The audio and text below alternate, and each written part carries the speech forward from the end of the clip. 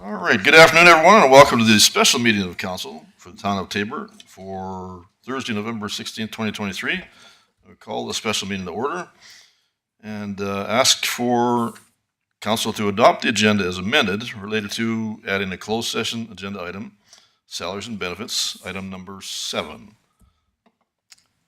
I have that amended adoption of the meeting motion. Councilor Beckering. Thank you, Mr. Mayor. Also move. Motion on the table. All in favor? Carried unanimously. Thank you.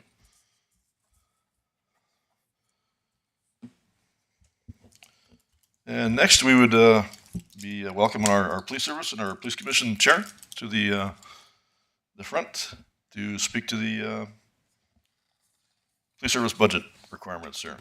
Gentlemen. Thank you, Your Worship, councilors. So I'm attached. You have a narrative on the strategic plan that outlined it. So ensuring that their strategy is to ensure adequate and effective policing and substantiates the budget request from council for 2024. The operating budget of the Tabor Police Service has increased this year for 2 reasons. The imposed body cam program that Minister of Public Safety and Emergency Services placed on the police to implement, and the increases of the employee contracts that are in place with the town. The Alberta Minister of Public Safety and Emergency Services announced that body-worn cameras are required for police services and has struck a committee provincially which will sit on to move the agenda forward. It is anticipated in July 2024 that a 1 FTE administrative data analyst will be required and licensing for cameras and digital evidence management system. The operating costs to implement this program will approximately be $160,000 for the first year, with reoccurring licensing fees thereafter. We received notification in August 2023 from our dispatch clients that they need to terminate our MOU due to a lack of business on their end. They have asked that they go on a per service billing agreement, which we've agreed to, but it will reduce revenue. We are expanding our CPO dispatch and monitoring services to regional partners who require this service, and we anticipate adding 1 municipality and 3 officers this spring. With the retirement of 1 senior officer, we have replaced that position in 2024 with a 5th class constable. The difference in salaries between those positions is realized in our budget in 2024. Is a Tabor Police Service. 2024 is a Tabor Police Service 120th year of service to the community of Tabor. As this is a significant milestone, we wish to celebrate within our police service and the community in 2024. There is an ask for $11,000 in budget allocation for promotions throughout the upcoming year. This will include the striking of a challenge coin, centennial ball caps for the membership and stakeholders, and some for sale to the community, a regimental dinner, and some expenses at the police ball, etc. Our capital items on the commission has been approved for consideration that our annual police car replacement, refurbishing of our front counter space, evergreening of our voice recorder and radio console. All these items are included in a separate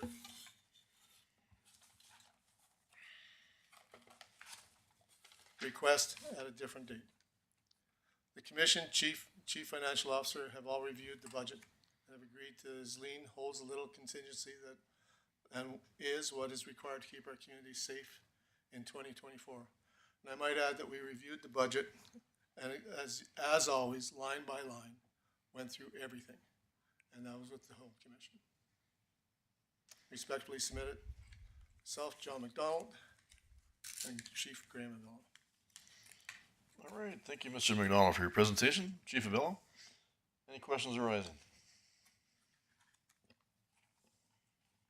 Oh, sorry. Councilor Beckering, yeah. Thank you, Mr. Mayor. Mr. McDonald, you mentioned the body-worn cameras. That's now legislated to be in effect, of course. Can you give me a cost and how many cameras you are going to purchase or have purchased? Sir, so we have an RFP. Sorry, not an RFP. What's it called? yeah, when you ask someone to give you a cost on a quote. That's there you go. We have a quote from the vendor, which is really the only vendor that we can use. That includes, I believe it's 8 body worn cameras, so it's not individual issue to each of the officers. It also includes what's called T4 hardware for our cars, so that the car camera and the Axon camera all work together through the Axon evidence management software. And our video rooms. So our video rooms also need recording. And if you remember the capital discussions from previous years, we talked about that we were going to have to upgrade in 2025 and 2026 some of those systems. What the minister did to us has made us actually have to go to a licensing agreement rather than a purchasing agreement. So it moved it from capital to operating. So that's where this actual expense is coming from in relation to these items. We're actually licensing the equipment, not purchasing it like a capital purchase. And the first year obviously is a little more, but we don't really have an alternative. It includes our training. It includes our like our taser ammunition that we use on the tasers. It includes everything that Axon provides us actually goes into a licensing agreement rather than capital costs. All right, thank you. Thank you. Councillor Bruin. Thank you, Mr. Mayor. So there'll be an additional license cost every year now? for Yeah, it's anticipated it'll be between $80,000 to $85,000 a year moving forward, licensing for all of our camera systems, our Taser 7s, and our Axon digital evidence management software. Well, that's a shame. All right, thank you. Chief Abella, is there any criteria, or how would that work as far as saving any information there? Is it the length of time you have to keep it for, or capable to do that in the future? How does that work? Well, so FOIP requires that we have retention schedules attached to every one of our files that we manage, or through the data that we collect from CCTV or other means. So All right, FOIP yeah. actually regulates what our retention schedule is, and it's Okay. different depending on the length or seriousness of an offense. So for example, if we have a break and enter to a home, actually I'll use a sexual assault as an example. Sure. A sexual Yeah, assault has a 75-year file retention. Oh, okay. So we all right. actually have to Yeah. retain the data associated to that file in a way that we can retrieve it Right, for yeah. 75 years. And most police agencies across Canada have gone to a digital evidence management software solution in order to do that. The one that we will be going to, if approved, is Axon Digital Evidence Management. And it's just the practice that needs to be followed now for policing. So is that something that's held elsewhere in a location for that purpose, or no? So we do actually, the Axon Digital Management Software is a cloud-based solution. And so we don't actually hold the data on our server. It's hosted in a secure cloud that's approved by RCMP and the larger police agencies in the province. Part of the minister's obligation to this has been that he hasn't guaranteed it, but in the meetings that we've had, he's talking about funding the cloud. So the province contribution to this program, as we've been told, it's not for certain, but as we've been told, is that they'll fund the cloud costs. I see, all right. Okay, thank you. Councillor Sorensen. Forgot which button to press. Thank you, Mr. Mayor. So you kind of just touched on what my question was, is that this is a mandated expense from the province. And so what is the discussion in helping us fund, all of this equipment and extra expenses for this? Yeah. So we've driven that as a police service. The Alberta Chiefs have also asked the question, and the response back was the cloud-based information that I've just provided to you. Again, I can't confirm that that's what they're going to do, but if the council or commission wish to pursue a political agenda associated with the minister, I would welcome that. Well, I know that through AAPG, there's ongoing consultation with the minister's office in funding it completely. That's been their target, that's been their goal. I think there's encouraging signs that something could happen, but I'm not privy to anything that would say yes. All right, thank you. So, you. Chief, If the well, province, sorry. if You the go ahead, province yep. comes out and says, we'll fund this, obviously, we won't spend the money. Right? Right, fair enough, yeah. Chief Abella, just to clarify, I don't know if you said previous, but are all members required to have one of these on their person? So Like the yourself, as an example? The policy is still being created through the Alberta Policing Standards and through the committee that's sitting, looking into this. Right. But that will be the expectation. Any uniformed officer that is Okay. doing general response will be required to wear a body cam. Right, all right, fair enough, thank you. Councillor Beckering? Yeah, thank you, Mr. Mayor. To continue the conversation, if I may. So the first year is 160,000, the startup costs, I guess, and all that stuff. I can understand that. So the recurring licensing fees is about $80,000 a year, something like that, Chief, right? Yeah, it's over But 5 then- years. But About then you have to add 450, yeah. on the FTE person, right? Correct. So you look at another 60, 70,000, so it's 150,000 bucks a year, right? 160, yeah, is what we're thinking. Annually, every year. Yes. Thank you. All right, thank you. Any other questions arising? Sir, that's a half-time, the initial cost for that person though? So I may have misspoke there. The initial cost for the person is starting July 1st next year. So it's one FTE, but it's for only half the year. But following that, sir, it would be a FTE for the whole year. All right, thank you. Any other questions arising? All right, well, thank you, gentlemen, so much for your presentation. Appreciate that very much. Councillor Beckering? I got away with it. Mr. Mayor, if I may, Sure. the budget, now as a council, we cannot discuss line items on a budget, in accordance with the Police Act. So I'd like to look at the bottom line, if I may, Mr. Mayor. The bottom line is net cost of policing proposed in 2024 is $3,663,000. In my layman's mind, the population of Taber is approximately 9,000 people. Divide that by the 3.6 million, you're looking at about $400 per capita cost for net policing, including dispatch and emergency 911 calls And bylaw services. and bylaw services.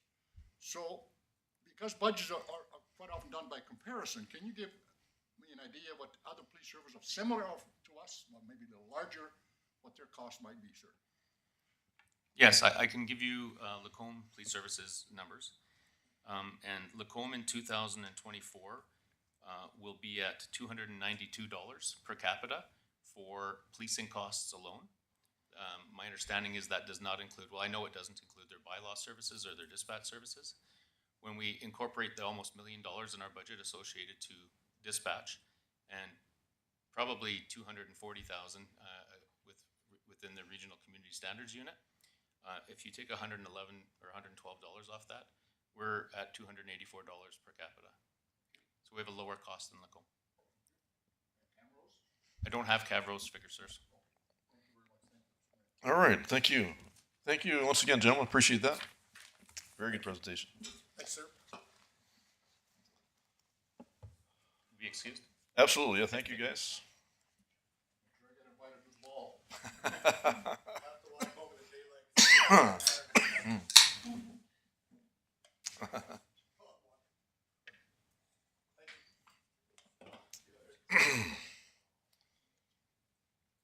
All right, moving on to action items, item number 7. Ask for motion to move into closed session, please. Councillor McLean, motion on the table, all in favor? Carried unanimously. Thank you. Let's get that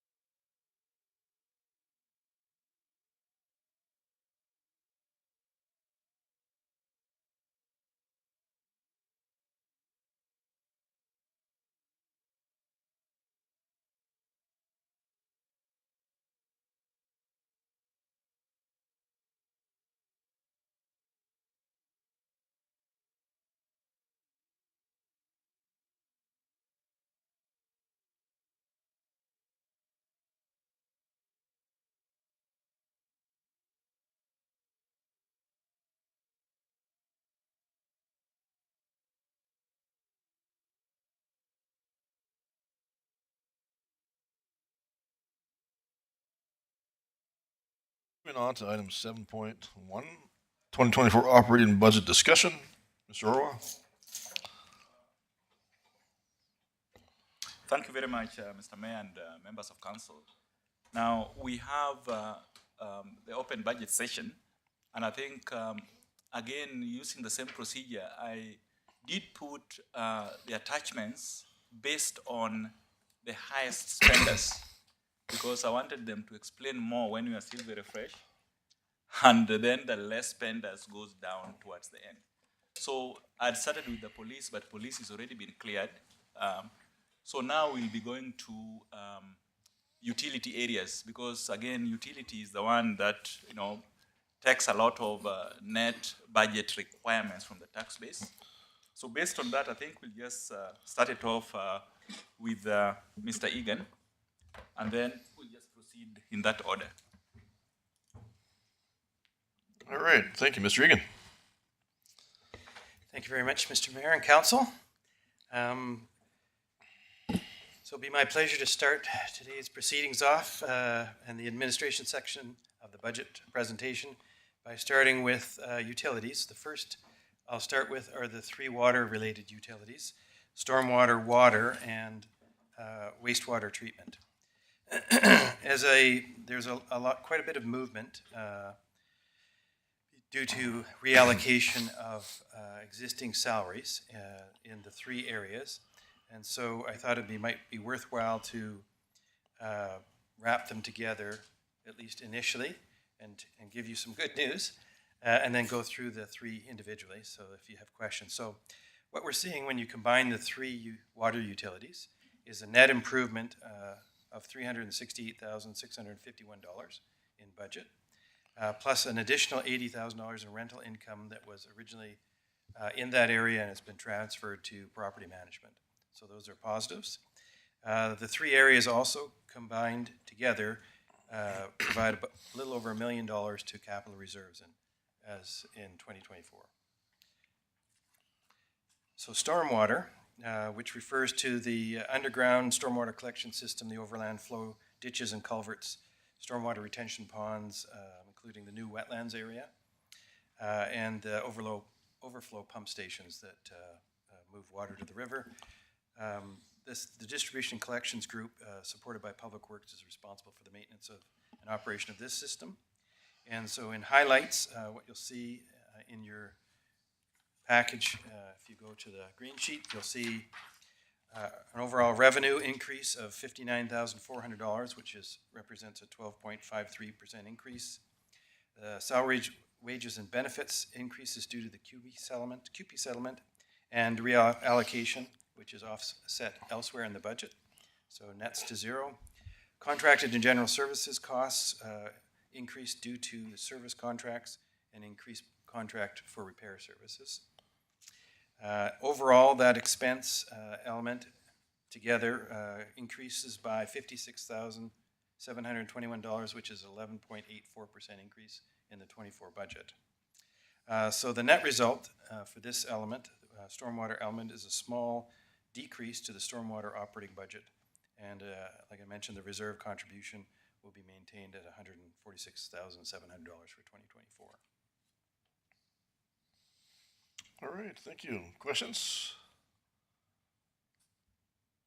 All right, thank you, Mr. Egan. So the next section is water, which first refers to our potable water system.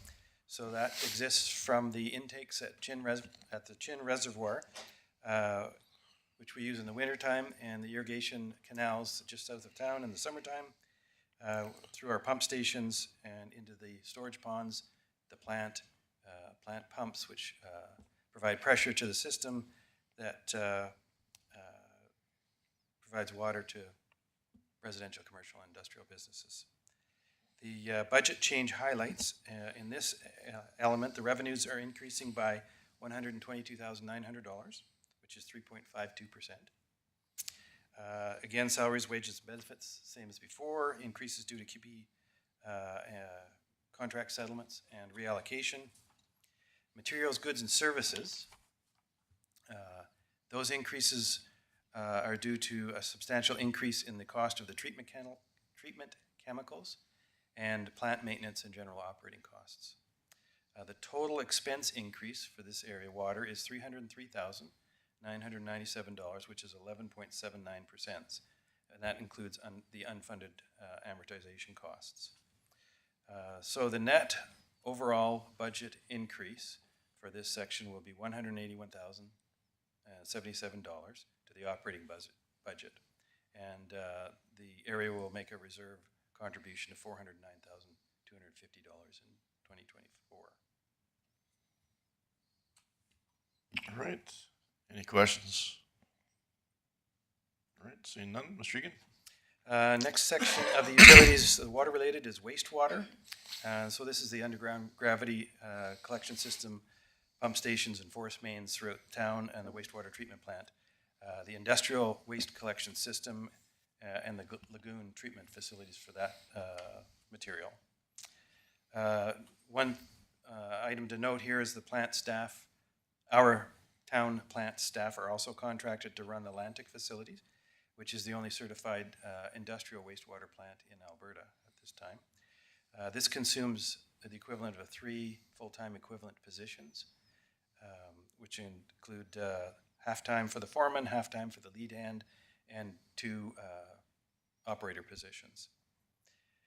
Budget change highlights in this subsection. The revenues are increasing by $171,037, which is 5.24%. Salary, wages, and benefits are decreased by reallocation of both management and QP positions, and increases by the QP contract settlement, which results to the number you see in the table. Materials, goods, and supplies will decrease due to reduced electrical cost offsets by the solar array system that will be activated out at the industrial lagoon site. And overall expenses in this area will decrease by $372,012, which is a 10.58% decrease. So net results is an overall budget decrease of $621,454. And this area will also make a reserve contribution of $495,770 planned for 2024. All right.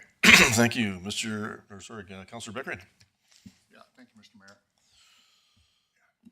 Mr. Egan, how do you determine what to transfer to reserves? How do you determine that? What, you come up with a figure of $495,770. How do you determine that? So I rely totally and wholly on finance to do that calculation.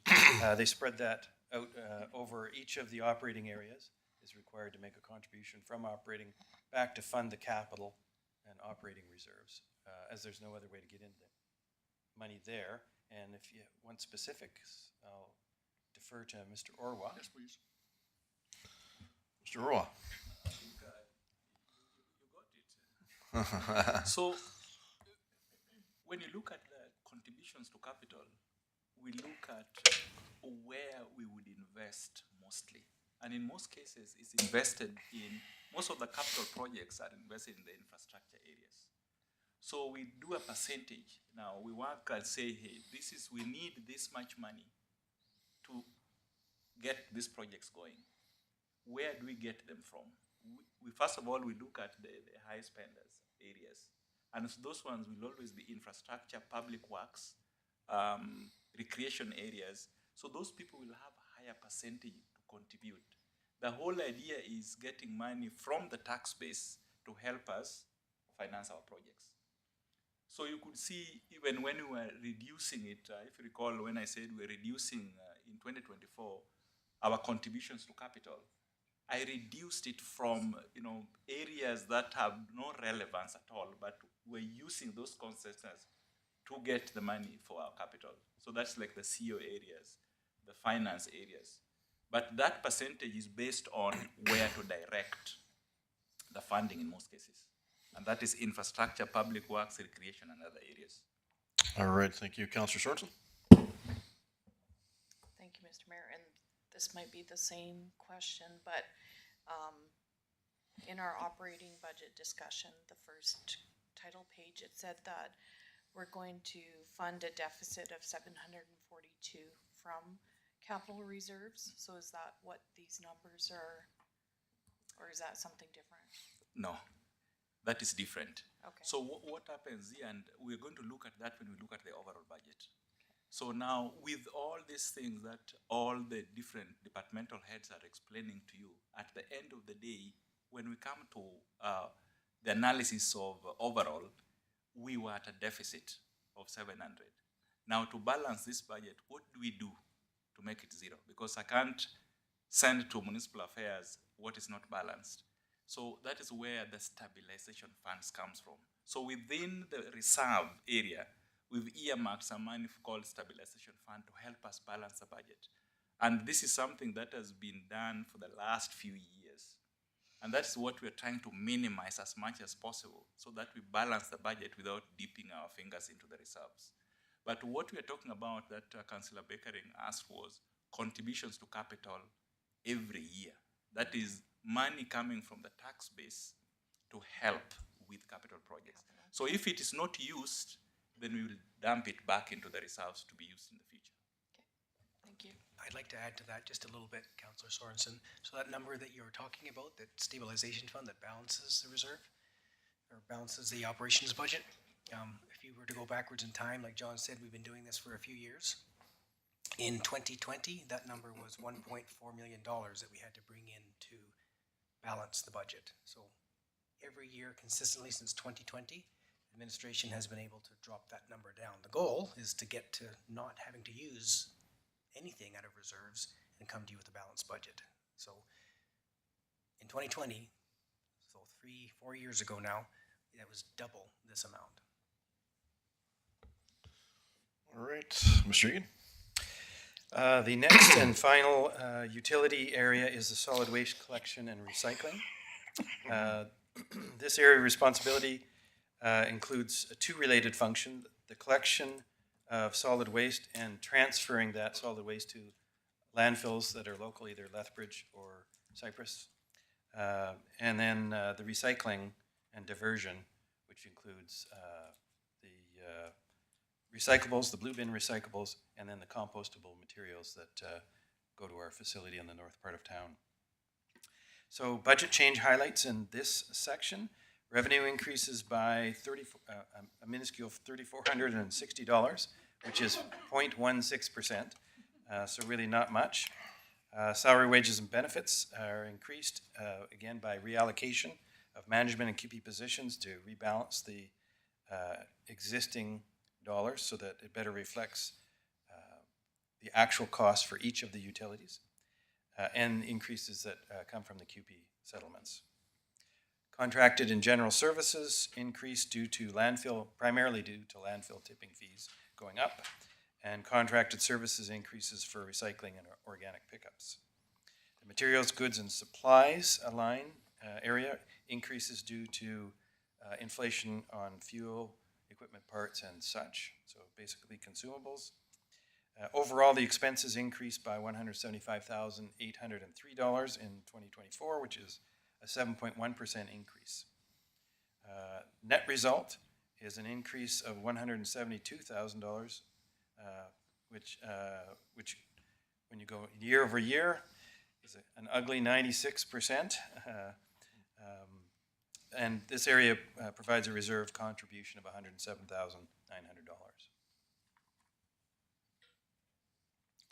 All right, any questions?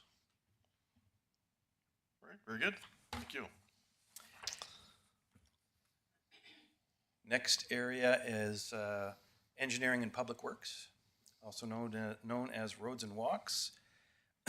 This area operates and maintains the linear assets and underground utilities infrastructure for the town.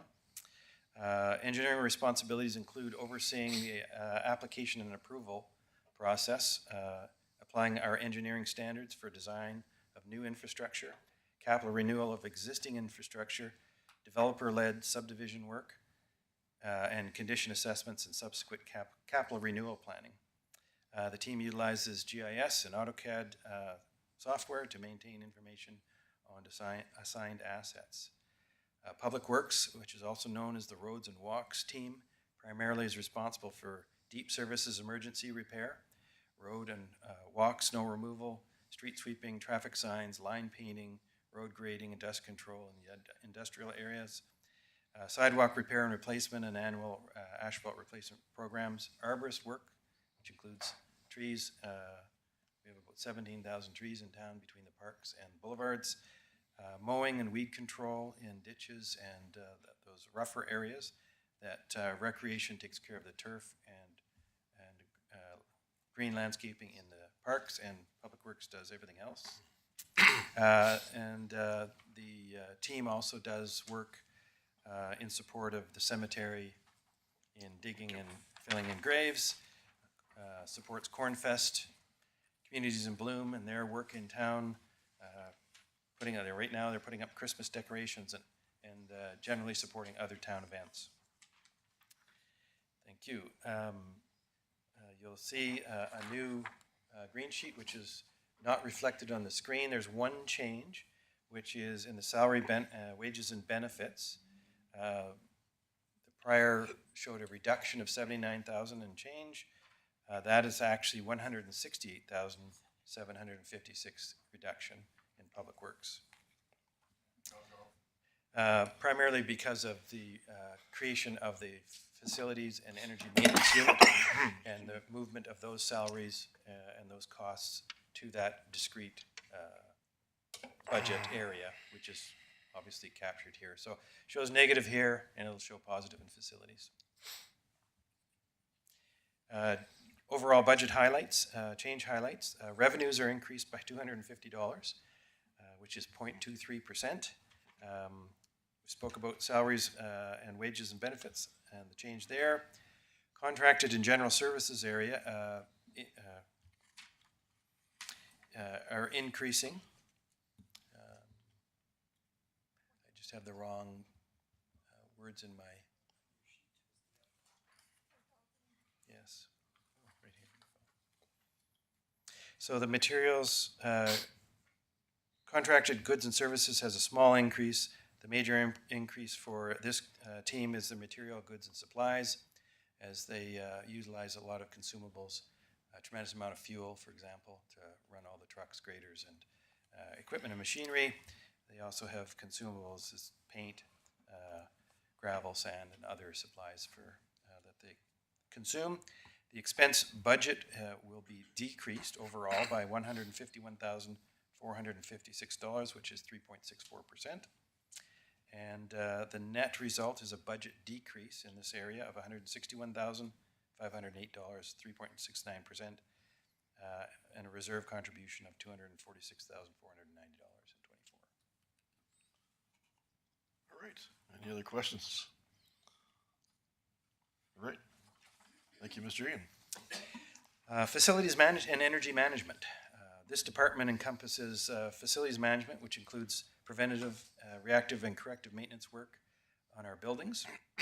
Asset management, utilizing the PSD citywide software and GIS software, undertaking condition studies of these asset classes and updating attribute data, and finally assessing risk. Energy management is utilize our expertise to reduce energy consumption throughout the town enterprise. And project management is the fourth area, which provides effective management of building, planning, design, and construction projects to reduce risk and increase effectiveness of town-used resources.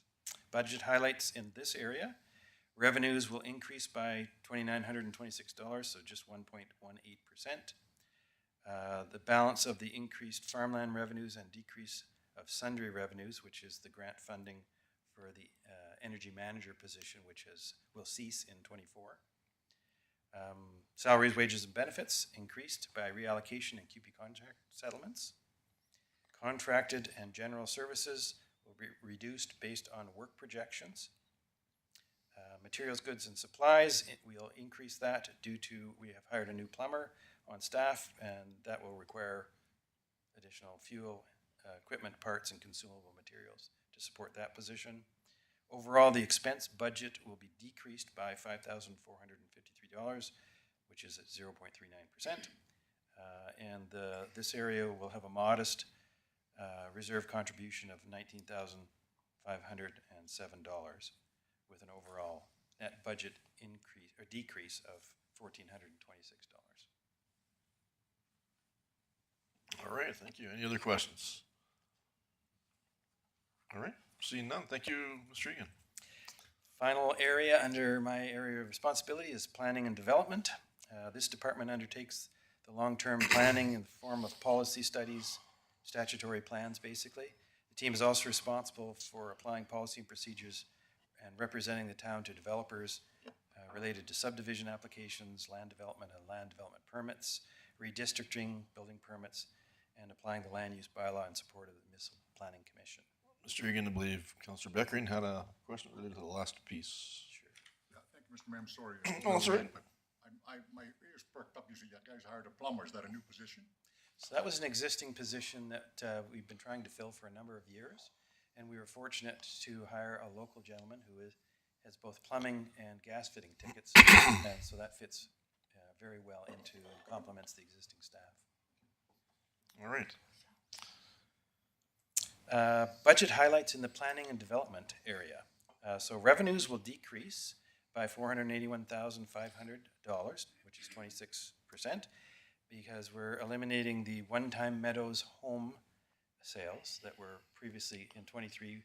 We put them in the planning area, so that won't happen in 24. The reallocation of business licenses revenue that goes with the creation of the economic development area. And so that area, economic development, looks after that portion, so that revenue will go with them. Salaries, wages, and benefits is reduced by the transfer of staff to economic development. The planning assistant maternity leave during 2024. And then we get increases in that same area from QP settlements and the reallocation. You'll note in the budget there's a one-time funding request of $90,000 carried as to be funded directly from operating reserves. And that's for an area structure plan work in the southeast area of town. A senior planning manager will be hired to backfill the director position vacated with the recent restructuring at the director level. Position funding uses the existing position funding that stays with that. So overall, expenses are reduced in this area by $256,643, which is 23.49%. And the total net budget impact is a decreased surplus so we'll see a decrease of $122,047. And this area will also make a modest contribution to capital reserves of $25,000 in 2024. All right, thank you. Councillor Sorensen. Thank you, Mr. Mayor, and probably we've discussed this, but I forgot. That new position, is that allocated in this budget then? It's not really a new position, but you're filling it? Is it included? So the already planning in your manager? budget? Yeah, So the planning manager is a replacement for the director of planning and development. and it's included in your budget for Yes. 2024? It's that position has always been there. Yeah. Just filled by different people. Right. And with my movement over to engineering, I can't remember my title. Planning, engineering, and public works. That leaves that vacancy behind and leaves the position and the funding behind. And so that vacancy will fund it. And it's already incorporated in It this is, budget yes. right here? Absolutely, yes. Thank you. All right, thank you. Any other questions? All right, thank you, Mr. Egan. Just before we leave that area, I just wanted to emphasize one point there that Mr. Egan mentioned. If you look at that budget, he talked about $90,000. So that $90,000, what it is, it will not have any impact on the tax base, what we are requesting from the tax base. But it is money coming from operating reserves that is already existing. And the reason why we do that is we'll keep on using only what they need over a period of time. We did that way back. It was not used, so we put that money back into the reserves. Now that they want to use it, we have to reflect it in the budget because council has to know that we are using $90,000 from operating reserves. That is why it is in there. All right. All right, Darrell, thank you. All right, on to the next item.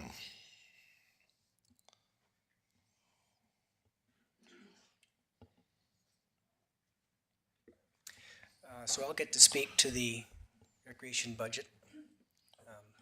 With the redistribution, I now oversee the recreation area as the sort of quasi-director. And thank you, Mr. Egan, for the quick and concise. It's going to be a hard act to follow, actually, to get through all that. So you can see what's going on in recreation revenues. There's not much adjustment there. Those revenues come from, you know, the pool rentals and the auditorium rentals and all the various things that go on over at the Civic Center. We've got salaries, wages, and benefits, increases, standard line, you know, QP increases, management increases, benefit increases are all play a role in there. And there's some positional information that I'll get to once I speak to the other areas. So contracted and general services, that's going up basically inflationary on what has happened over historically, last year's expenses times we know what's going on in inflation. That's the same in the materials, goods, and supplies portion, $25,020. There is a contribution to reserves from recreation of $116,240. And we have an overall increase request of the $249.77 being the difference over last year. So to get into a bit of the positionary details, I did a little bit more of a explanation down here. So the summary of adjustments for the salaries, wages portion, the 204,000. So what we have going on in here, and Mr. Beckering, new position does come up in this particular conversation. So we've got percentage redistributions. Again, that's partially due to Mr. Egan moving from that director position over top of recreation, moving away from that. So there is some reallocations there. Overall, all the reallocations still equal an increase in that area, you know, relative to the people moving around back and forth. There is a reallocation that existed in last year's budget. It was under contracted services, and it was a lump sum number that was put in last year because we took on the Meadows Park, and we knew we were taking on a few parks, and so last year's request was a lump sum number, and when that was approved, it was then broken out, I believe, in the May budget. It was reallocated to the proper locations. So some of it was salary related, some of it was contract services related. So there's reallocation that took place there. There is an introduction of, we put 3 casual positions. So casual positions are looked after by way of hours. We've put 3 bodies to those hours, and the redistribution of the contracted services is looking after those 3 new casual positions. So there is no real net difference other than there's more people and those contracted services being reallocated. Point number 3, last year, Recreation partnered with a local community group, and we were able to move those services over to that community group. So our programs budget took a decrease, and that was around $47,000. So that has also we've put a reallocation of that money to help offset the proposed additional full-time custodian position that we have proposed for over in recreation. So we went through that in a bit more detail in the closed session, but essentially there is probably about a $28,000 to $32,000 requested increase to cover this additional position, the custodian position. Most of it was looked after by the reallocation of this other monies that was already in the budget with the reduction of the programs. So, closing statement overall, the net change within the recreation budget is primarily due to COLA increases, step progression increases, and inflationary costs. Is there any questions around that? All right, that area? any questions? All right, thank you. Okay, I'll speak to the CAO area. There's not a whole lot of change in here. You will notice the revenues, and so when the police budget came around. Actually, we didn't discuss it a whole bunch in the police budget, but fine revenues has reduced significantly. I think the people that sit on the commission heard the same story from Chief Abello. And so John and I had right-sized this. So there is a negative of $75,000, and this is looking at what we were trending at this year. And this is a pretty significant reduction from what was happening a few years ago. But that's where this number came from originally, was what was happening in the world of fine revenues. So this was actually moved away from the police budget and brought into the administrative budget. Some of that was for not appearing that the police are trying to generate funds. So this was just a better way to handle that. But there has been a significant reduction. Rentals are flat.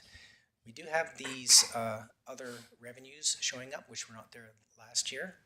So this $33,000 of revenue directly offsets the $33,000 in other expenses. So we're hosting when I say we, Miss Van Ham and Miss Megan Brennan are hosting a communications AGM this year. So Taper will be host to that AGM. So there's registration fees that are anticipated to entirely offset the expenditures of that AGM that's being held. Salaries, wages, and benefits, again, that's just the cost of living increases, minor adjustments in contracting and general services.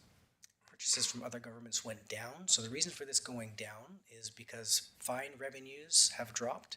Therefore, what I was seeing was that the costs that were going to the purchases from other governments was not at the $80,000 that was projected last year, so that provided that $59,000 reduction.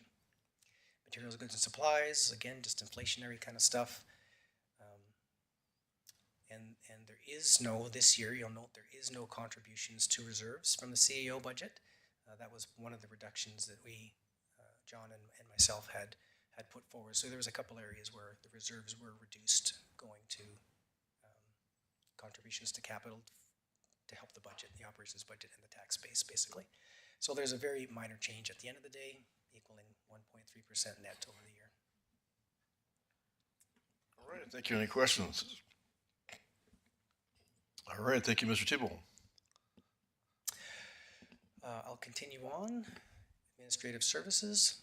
So administrative services, these are one of the positions that get allocated in the CEO, but also towards council. So there's quite a bit of support that happens from admin services to council. But as you can see, there's not a bunch of change in the revenues portion, minor decrease in other revenues.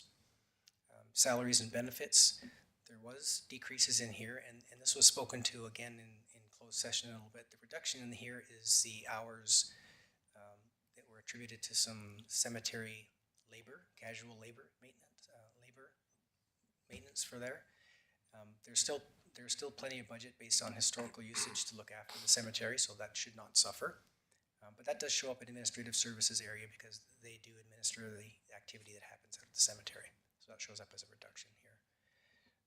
Contracted services, minor increase. Purchases from other governments, a little reduction. And materials, goods, and supplies has a bit of an increase. I'm not 100% certain what the materials, goods, and supplies increases would be attributed to. There's a little bit more than just inflationary costs in there. There's other things that are probably going on in that area. It might be, some of it might be the renovations that are, oh no, that would be in facilities. Ms. Van Ham, could you speak to that one? Yes, Mr. Thibault, I can. It's an increase to the gas and the power for the right. curling club. It's significantly changed with the forecasting for the provision of that particular facility. And that's it. Though overall, there is a minor decrease net over net year. All right, any other questions? Your name's even in the notes, Carrie.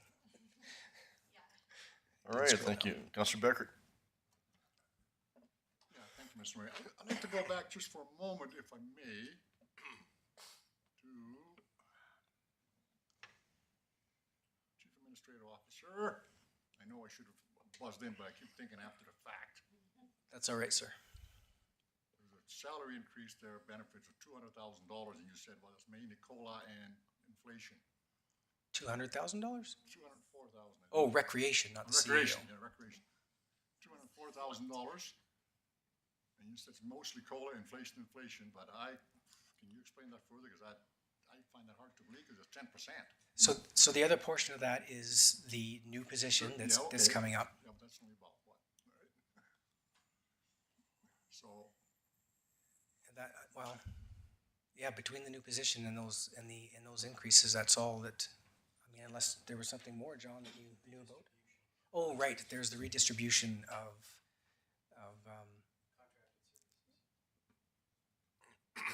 yeah, in that area. Actually, it's, no, in the salaries, that's not, in contracted general services, that didn't affect salaries. It's between Chris and myself, because me taking this over from last year.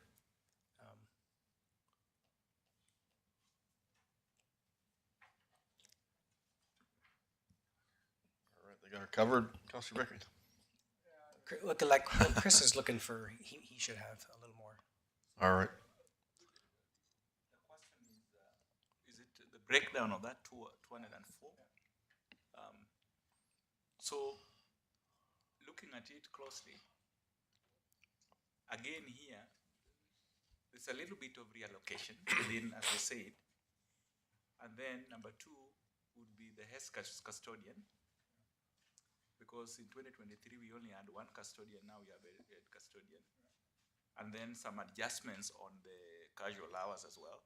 Because some areas are reduced, some areas are also increased to accommodate the operations.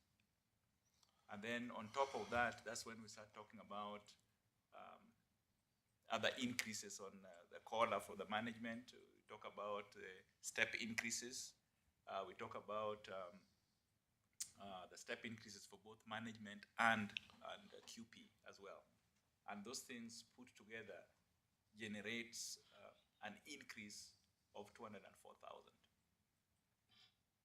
Recreation is the second largest workforce, right? If you look at the utilities portion that Mr. Egan went through to begin with, if you were to add all those together, it's more than this amount by about the same as what Public Works has in additional staff. So Public Works is the largest staffing group. Recreation is the second largest staffing group in the organization. So this is all hit in one area because Recreation is all lumped together with Aquafund Center and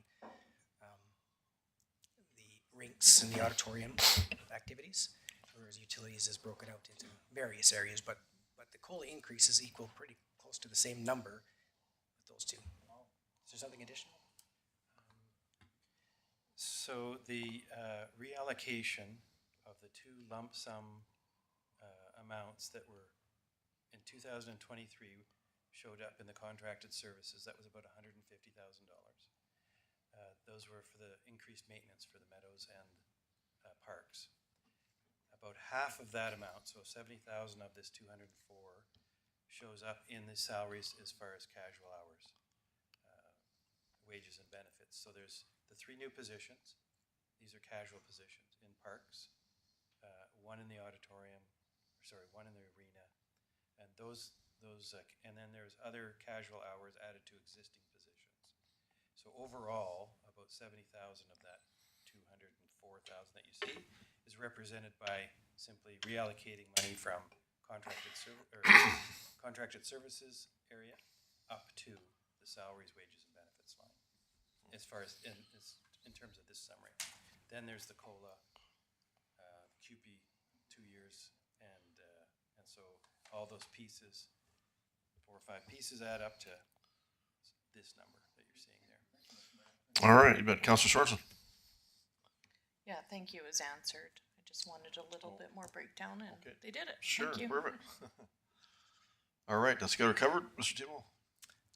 I think so. I forget what budget I was at. Administrative services was the last one. Was there questions on?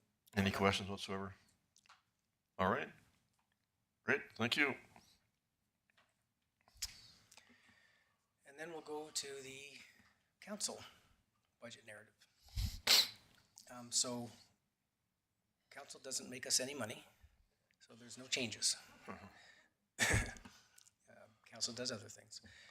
In the expenses area, there's some ups and some downs, so some reductions in some contracted services, reductions for the interest on debt. Increases in materials, goods, and supplies, again, inflationary. Salaries, wages, and benefits is the allocation portion that comes from administrative services that provide support for council. So overall, there's a very minor change, very minor decrease under the council budget. All right, thank you, Councilor McLean. Thank you, Mr. Mayor. What kind of contracted services falls under the council budget exactly? I think I'll switch that over to Ms. Van Ham. She's got a very good handle on what exists in there to answer that question.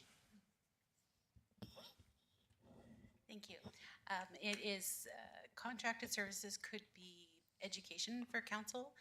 For instance, Mr. George Kraft that was just here, seminars, communication training, anything that we contract outside for, basically for training for council.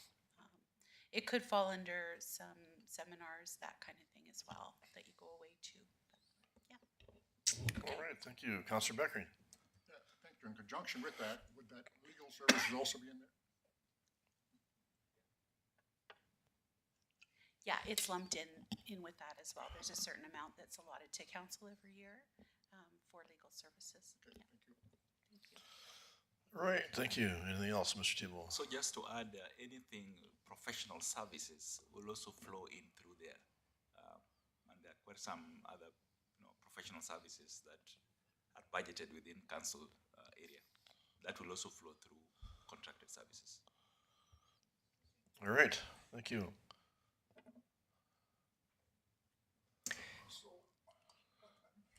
Councilor Beckering. Pardon me. Thank you, Mr. Mayor. So, why would you need to amortize of $50,000? Can you explain that? There's nothing to amortize, is there? Mr. Orwa? Why do I need to let me answer? Get your question right. Can you repeat your question, sir?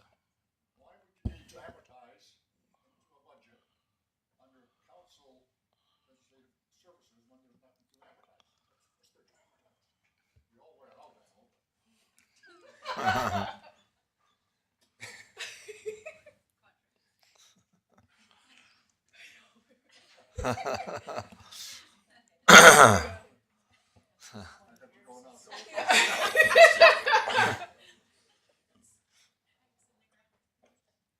Is that an answerable question, Mr. Orwa? Mr. Mayor, I will defer that question to a later time. All right, thank you. All right, Mr. Thibault, anything else to add there? No. All right, no further questions? All right, thank you.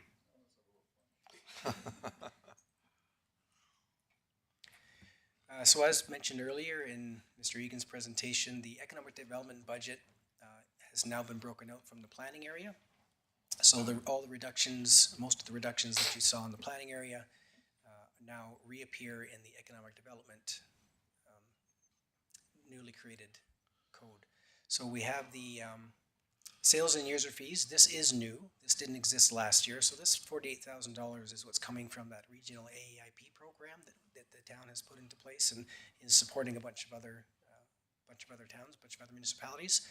So user fee agreements, MOUs have been put out, and this is going to generate some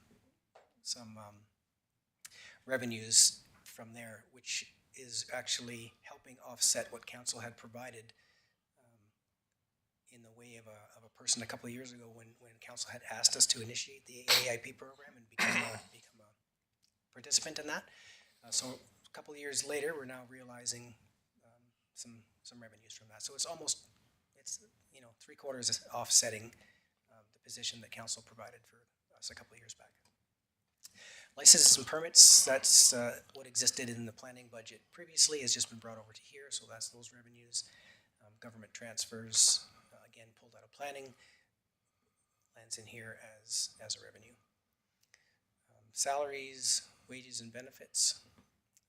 There is a slight increase, so while I can't show you year over year, the explanation down here is that I believe the number previous was about 233,000 or something that was reduced from planning, and then it shows up here as about $248,000. So that delta difference is, again, we're speaking to cost of living increases, step progression. Same goes with the contracted general services and materials, goods, and supplies. They were directly pulled out of planning with some modest increases for inflationary costs. I did want to mention to council that that getting administration to look at that AIP program was a very excellent move, and we really enjoyed participating in it, and it's helped out the town of Taber a fair bit. Last we knew, we had about 127 people placed because of that program, plus their family members. So we're over 200 and some people that we've assisted through this program. All right. Thank you, Councillor Sorensen. Thank you, Mr. Mayor. And in regards to that program, that one position, is it part-time for 2 years that we put forward? Or is it a full-time position? There's for two 2 positions. So years? there's Rylan, who's fully funded by grant monies. Shannon. And yeah, so Shannon has been budgeted out to the end of 2024 in this budget. Okay.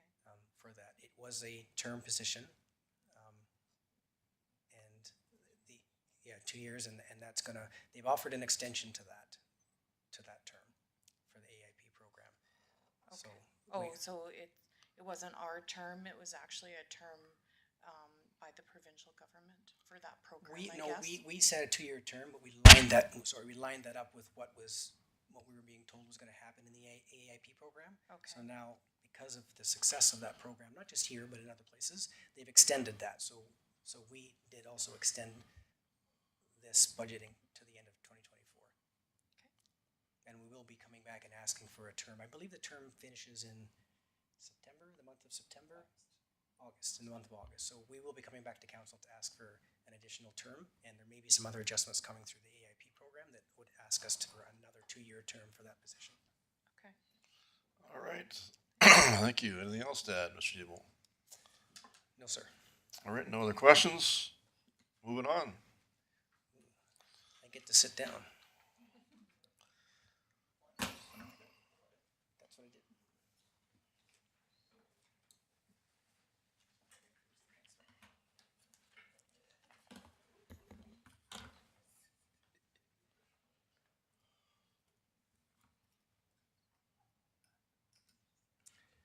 I think I will continue with finance. So as I said earlier, finance now, this is where cooperative services falls, and there are two functional areas. So there is actual finance, then we have IT, and then we have HR and health and safety. So I'll start with the finance side, then I'll go through the other functional areas. So finance, of course, the overall budget has gone down by about 2.5%. And you can see revenue year over year, there's no decrease. I mean, it's just flat. And there's nothing much there. When you're talking of sales and user fees, those are just, tax surge, tax certificates, they're very minor. License permits year over year is flat. That is just, we look for the dog license out there. So we just plug a number, maybe we might not even get anything. And then the other question I always get, then what is this other revenue? The other revenue, we also throw in there what we call NSF, the non-sufficient funds. So we send out there, we don't get them, we charge them. So we just throw something out there. That's why you see year over years, they're all flat. Salaries, of course, we went through that in details where I showed where the 32 was coming from with the 4 managers and the few QP members that are there, plus the COLA and step increases and all those things. And then contracted services, you can see my contracted services there, it's gone down. And the reason is I'm going to link it with human resources. Now, on the human resources side, you're going to see the same amount increasing because we've just shifted it to HR, and I'm going to explain why we do that when we go to contracted services, to HR area. Apart from that, there's nothing else to explain, unless all the equipments that I have and are fully amortized. So if there is any equipment that you're holding from council side, I will keep on amortizing them. That's why I deferred that question. All So right. that is basically what we have in finance. It's a very lean budget. It's nothing to increase. All right. Thank you, Mr. Earl. Any questions arising? All right. Thank you. Okay, moving on. The next one would be IT. And of course, IT, and again, IT, there's nothing much on IT. Let me just bring IT. Government transfers, of course, there's some small revenue there. That is just, I always call it donated revenue from the police. Because that is part of the MD dispatch, IT plays a role there. And of course, we requested, hey, you need to give them some little revenue. They run around and help with a lot of stuff. Apart from that, salaries and benefits, we did cover that one closed, and that is just the two system analysts and one help desk plus the IT manager's salary also flows through that area, plus the increases in step and the collar. And then the big one in IT budget is contracted and general services. And basically what is in there is just software licenses and internet. And normally the moment you hear me talking of software license and internet, if you're on my left, somebody will be smiling. That's the potential, I call him potential IT director in the future. Did you want to talk about license before I continue? Sure, can do. You saw his smile when I talked about license, I know why. Thank you, Worship. So there is a little bit of increase because of the internet. Next year, we'll start paying the monthly fees for fiber at the wastewater plant. We made a deal with Stellas. We got 5 years paid off, so the 5 years will be over, so we'll start paying that. We're also upgrading our fiber at the police station to business fiber. We need more reliability on our fiber at the police station for dispatching. And other than that, there is some software. We got some increases in some of our contracts. We are getting the recycling coach based on council request for our recycling. We got some decrease in some areas and some increase in other areas. So we try to save money here, but again, we get new increases, 5%, 3% based on the contract we have and so on. We increased the number of licenses for our for Questica, our budgeting software, and the new VPN, a new system for external security, and so on. All right, thank you. Any questions for Al? Councilor Beckering. Thank you, Mr. Mayor. Yes, Al, you mentioned something about fiber. There's a different class of fiber. One's business and one is not. Residential. How do you So residential is like what you have at home. Yeah. Business is more reliable. So TELUS or Axia, they are monitoring it 24/7 for you. It has more priority. The bandwidth doesn't go down. We had some issues recently. The IP, the public IP address. So when INET, our dispatching system communicate to the police station, it's based on the IP address. So when you have a residential fiber, that IP changes every once in a while. And then we run into troubles and we cannot communicate with our dispatching system. So that's why we decided to go to a business fiber. It's more reliable and these things doesn't change, none of the settings. All right, thank you. Any other questions? So we're in good shape overall, Al? Perfect. Thank you all. Yeah, I saw that smile. I know. Moving on, we go to HR. HR and health and safety. So this particular area, remember, did mention that originally it was with the CEO of finance and then CEO, then it's back to finance now. Now, reporting directly to finance, but the HR has somebody reporting directly to her as well. So actually, I would say we are proud. Our current HR just completed her degree in HR.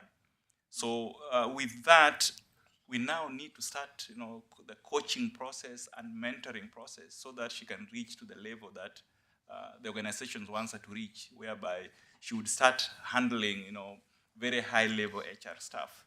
For that to happen, That's why I shifted that contracted services from finance into HR to bring in an expert in that area from time to time to coach and mentor her so that we can move on, so that in the next 1 or 2 years we'll be having somebody who's experienced that can really handle high level HR stuff. That's why you shift. You see that my 60 negative over there, 65 over here. The next one would be materials, goods, and supplies. These are just regular small level things. We have the health and safety, first aid, supplies for training. There's something very interesting that she shared with me, incentive program. Can you step in and enlighten council what this is all about? So our new health and safety coordinator, who started in June this year, she came up with this great idea to kind of get the employees back and interested in health and safety because of the lull we had with nobody filling in that position. We want to try and get everybody back on track to make sure we're hitting all of our marks for health and safety, and one of those was an incentive program. So basically, bi-monthly, in the various departments that have their monthly health and safety meetings, we're going to be running separate programs. So for this set of 2 months, so November and December, we're doing housekeeping. So if you see another employee cleaning up, making sure that things are nice and tidy, you can nominate them, and then they get inputted for a draw. If you take a picture of them doing the cleanup, then you and them get inputted for the draw. And it's just a different way to kind of get the staff kind of excited to keep on track for all their health and safety related tasks. So that's part of our goods and services increase, is that incentive program. All right, thank you. Any other questions? All right. It's a small budget, but I think with overtime, as Grace is coached and mentored, we'll keep on swelling it a little bit to cover other areas. But for now, we'll make it lean until she gets to that level. All right. Thank you.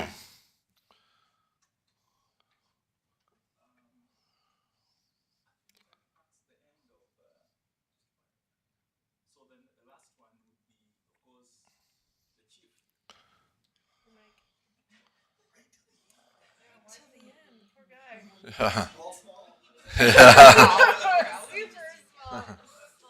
So as I said, the budgets are getting smaller and smaller. And smaller.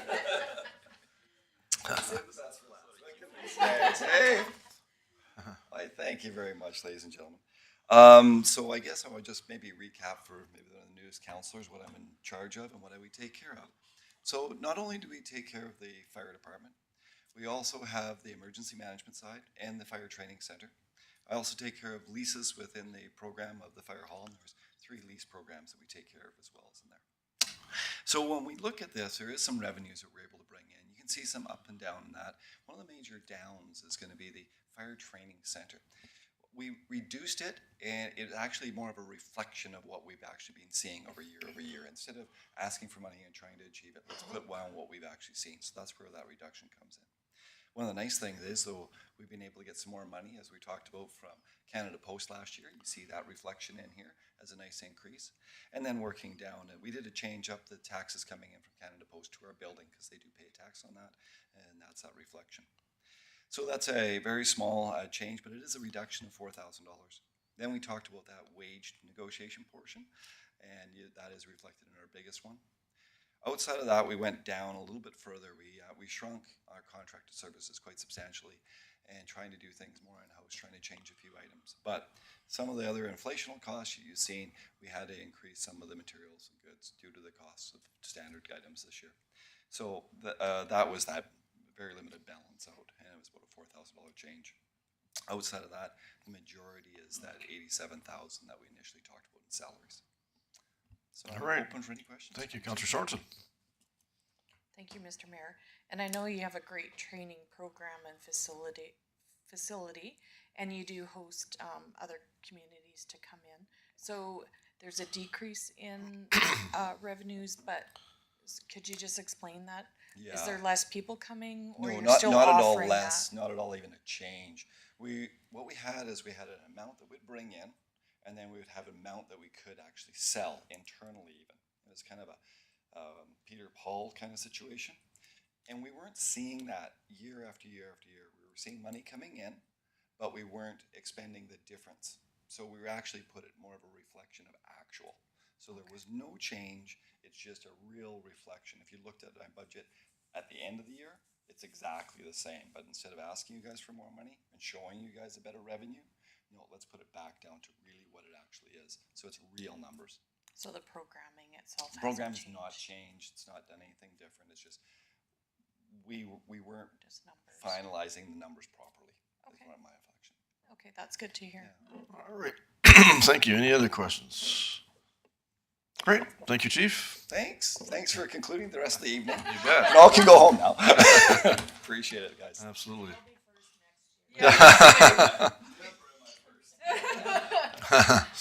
All right, Mr. Oro, anything else to add there?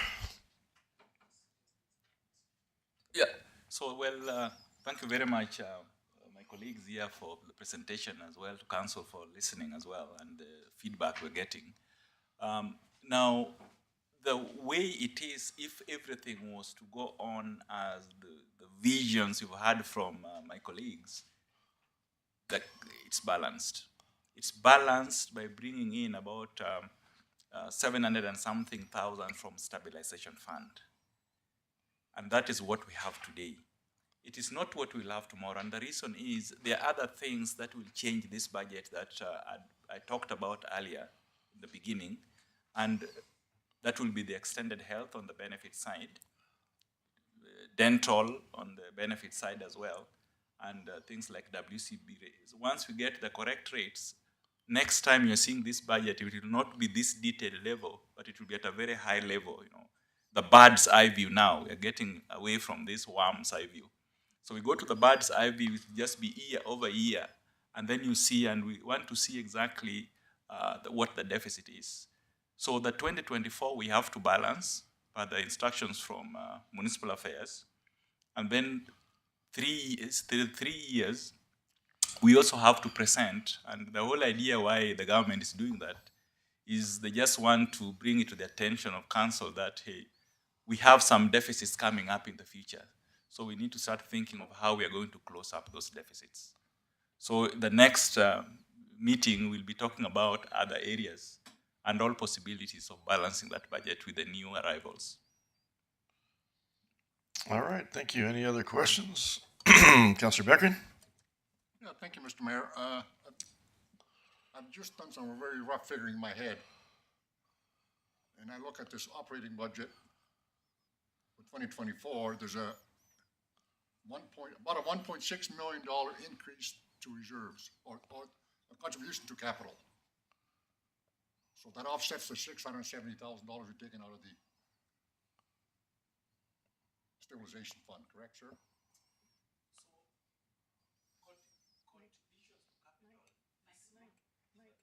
Contributions to capital this year was reduced. In other words, we reduced money from tax base by about 171,000 to give the citizens a break a little bit. That's what we did. So if you look at the contributions to capital, if you add it, what we'll be asking from the tax base is about 1.8 million. Yeah. So it is that 1.8 million that I'm telling my colleagues, let's do projects worth 1.8 million without touching money from the reserves. So that what we collect in 2024 is used for 2024 projects. If at all we have to do other projects, then we have to look for MSI money, we have to look for federal gas tax money, or we have to go for long-term debt, like those utility areas. But now, this other one here is, I have this 700 left out there. How do you balance this budget?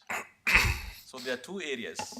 One of them, of course, as you had suggested earlier, I'm looking at all those possibilities of not pushing the investment income that we get back into the reserves, but you'll use it as revenue to balance the budget. But either way, it will be the same. You either use it now or push it in the reserves and use it in the future. So I have different ways and alternatives of balancing that budget, but I have to present to council what finally will arrive with after discussing with the CEO. All right. Thank you. Perfect. Any other questions? All right, thank you, Mr. Roy. Councillor Sorensen? Sorry, just a comment then, because this is just rough figures, so it depends on, QP agreements, you know, wages, salaries, and then the benefits. So this still isn't the final number, right? It could be more than this, 742. That is correct, because I don't know, after putting the numbers together with 24% increase in benefits on the extended health and another 6% on dental, we want to run through those numbers to see what they look like and then plug them in and see where we are. Do we go and dig more from the reserves to balance, or do we revisit the budget to cut something? So there's a lot of moving parts once we get all those things in. All right, thank you, Councillor Beckering. Yeah, thank you, Mr. Mayor. I see you didn't have an aggregate tonight. We don't have a total budget in total. And I understand why, I think, but what's the mill rate looking like, Mr. Orwa? That question has been asked a number of times, and I knew it was coming. But one of the reasons why I stay away from talking about mill rates now is because I just wanted council, first of all, to listen to my colleagues' vision, where they want to go with their departments. And this is now what they're presenting. Now, with this, I look at year over year, how much do I need to run that municipal program? So if year over year, the tax revenue, as you had said earlier very clearly, I don't know how you got that number, but you're very close to what I did, is about 5% increase year over year. So now with that revenue, how would it look like in terms of mill rates when the assessment comes? So what I was trying to stay away from is using that revenue and plugging it against 2023 assessments. It will give us a wrong impression, because 2023 assessment, 2024 assessment might change. I don't know which direction. It could still go up or it could still go down. But at least between now and the time you see this budget, I'll start having some ideas, because and let's start talking to Benchmark, our assessor, to give me an idea, you know, what you're seeing out there. Remember last time he told me, I'm seeing 7% increase. So I started working on that to figure it out. So that question will be effectively answered the next budget session. All right, thank you. Ask for a motion to close the meeting. No, all right, Councillor Beckering. Thank you, Mr. Mayor. Yeah, but everything else being equal, Mr. Orwa, everything else being equal, what do you envision? My vision for this council is to build up the reserves. That is my vision, to build up the reserves. But to tell you exactly what that mill rate will look like is very premature. The reason being, everything's dictated by assessment. And I've not seen that assessment, and I don't know the projection. So once the assessor gives me an idea, I should be able to start calculating something. All right, thank you. Motion to close the meeting, please. Councillor McLean, motion on the table. All in favor?